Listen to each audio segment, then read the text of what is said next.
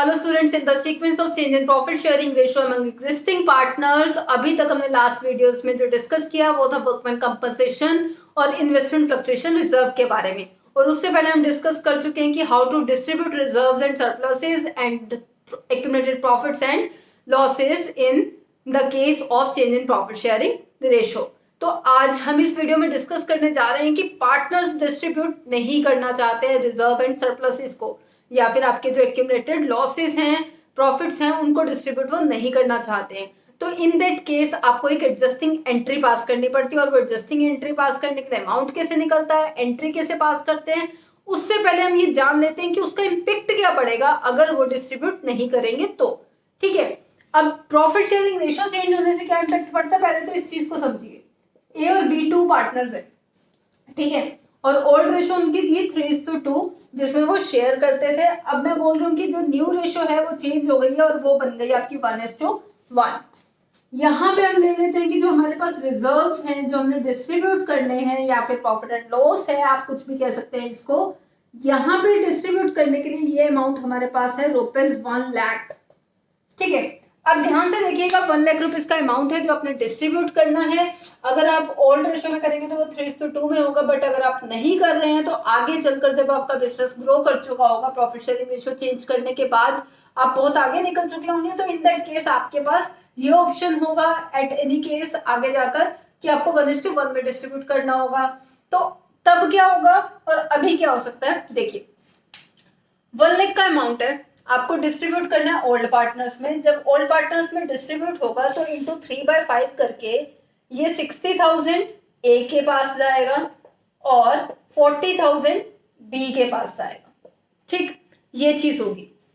अब अगर ऐसा नहीं होता है इन केस, तो आगे चलकर आपके पास ये 1:1 में डिस्ट्रीब्यूट होगा ये वाला अमाउंट। तो जब ये 1:1 में डिस्ट्रीब्यूट होगा तो यानी कि ए के पास जाएगा 50,000, बी के पास भी जाएगा 50,000। अब इस चीज को ध्यान से देखिएगा कि ए के पास जाना था यहाँ पे 60, लेकिन अगर डिस्ट्रीब्यूट नहीं कर रहे हैं और आगे जाकर डिस्ट्रीब्यूट करेंगे तो कितना मिलेगा, 50। ठीक है, यानी कि ए यहाँ पे सेक्रीफाइस कर रहा है और बी यहाँ पर गेन करेगा, क्योंकि उसका जो रेशो है, उसका जो प्रोपोर्शन है वो इंक्रीज हो चुका है। अब देखिए, ये अगर डिस्ट्रीब्यूट नहीं करते तो चलेगा, लेकिन एडजस्टिंग एंट्री क्यों पास करनी है? एडजस्टिंग एंट्री इसलिए पास करनी है क्योंकि जो बी गेन करने वाला है ना प्रॉफिट शेयरिंग रेशियो चेंज करने की वजह से आगे जाकर, तो वो अभी से ए को कंपनसेशन दे के जाएगा कि ये चेंज आने की वजह से मुझे आगे ये 10,000 एक्स्ट्रा मिलने वाला है, ये लो भाई आप अपना कंपनसेशन रख लो। ठीक है, तो इससे ए को भी प्रॉब्लम नहीं होगी, क्योंकि प्रॉफिट शेयरिंग रेशियो चेंज होने की वजह से जो उस पर इम्पैक्ट पड़ रहा था, एडवर्स इम्पैक्ट पड़ रहा था, ठीक है, उसका इफेक्ट नील हो जाएगा और ए को भी कोई प्रॉब्लम नहीं होगी। ठीक है, हम रिजर्व एज इट इज रख लेते, नहीं डिस्ट्रीब्यूट करते, जो आगे जाके तेरे को एक्स्ट्रा गेन होगा वो मुझे कंपनसेट कर देना। बस यही तक थी ये स्टोरी। अब इसको समझ लेते हैं कि इसको एडजस्टिंग एंट्री किस तरह से डालनी है और उसमें अमाउंट किस तरह से डलेगा। देखिए, सबसे पहले एडजस्टिंग एंट्री के लिए आपको ये जानना जरूरी है कि सेक्रीफाइस और गेन कितना और किस प्रोपोर्शन में हो रहा है, तो हम वो निकाल लेते हैं।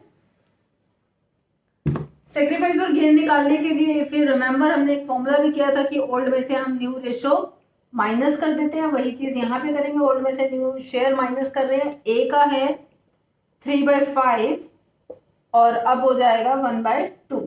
ऐसे ही बी का है 2/5 और अब हो जाएगा 1/2। ठीक है, तो ये आपके पास आ जाएगा, मैं ये मान के चल रही हूँ कि आप लोगों को ये एलसीएम निकालना आता है।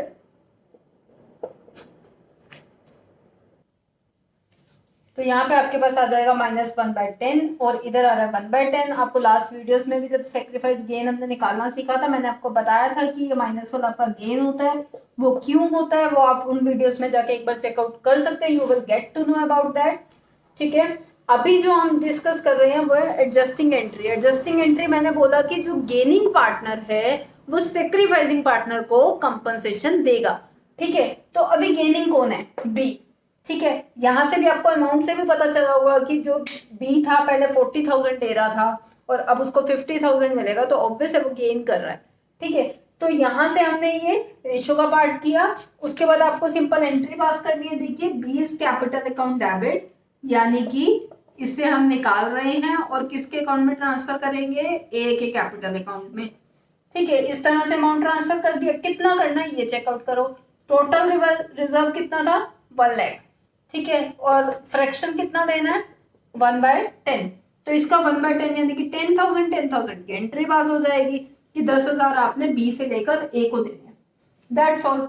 इससे ज्यादा कुछ करने वाला इसमें है नहीं।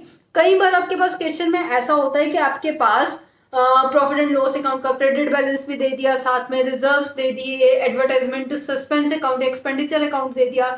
मतलब आपको एक्यूमुलेटेड लॉसेस, रिजर्व्स और प्रॉफिट्स सब इकट्ठे दे दिए। इन दैट केस आपको इकट्ठा उसको कंबाइन करके एक अमाउंट बना लेना है और इसी तरह से फिर एंट्री हो जाएगी। वो जो एक अमाउंट बनेगा ना, वो इस अमाउंट की जगह रखोगे और वही फ्रैक्शन में लेकर आप एंट्री पास कर दोगे। अब वो एक अमाउंट बनेगा कैसे, वो सिंपल सा है, मैं आपको यहाँ पे डिस्कस कर देती हूँ उसके लिए भी। देखिए आपके पास रिजर्व दिया हुआ है क्वेश्चन में, मान लीजिए 50,000 का रिजर्व दे दिया है।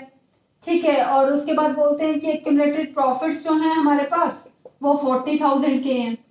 ठीक है, आफ्टर डेट क्वेश्चन में आपको बोल दिया कि एडवर्टाइजमेंट एक्सपेंडिचर भी है कुछ। ठीक है, वो 10,000 का है।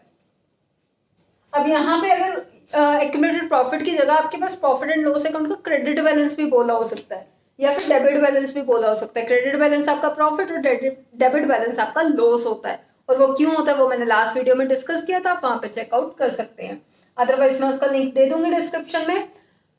इसका लिंक भी दे दूंगी आप लोगों को कि एक्यूमुलेटेड प्रॉफिट रिजर्व्स कहाँ पे, सॉरी, जो प्रॉफिट एंड लॉस अकाउंट का बैलेंस है, डेबिट और क्रेडिट, क्यों प्रॉफिट या क्यों लॉस होता है।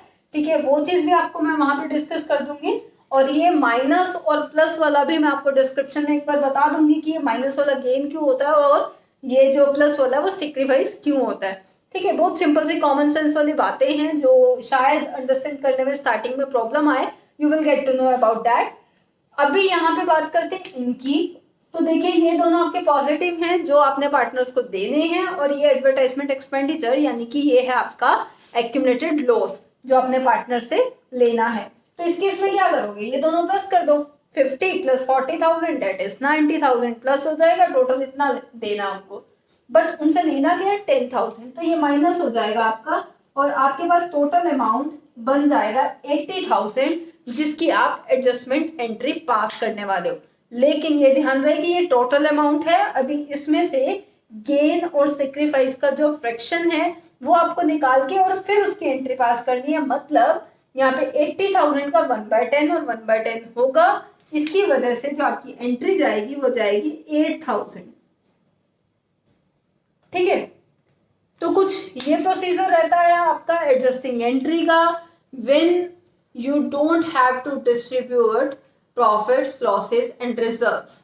इन केस आपकी प्रॉफिट शेयरिंग रेशियो चेंज हो चुकी है बट आपको ये डिस्ट्रीब्यूट नहीं करने हैं, तो इन दैट केस क्या ट्रीटमेंट रहेगा उस चीज के बारे में हमने आज डिस्कस किया।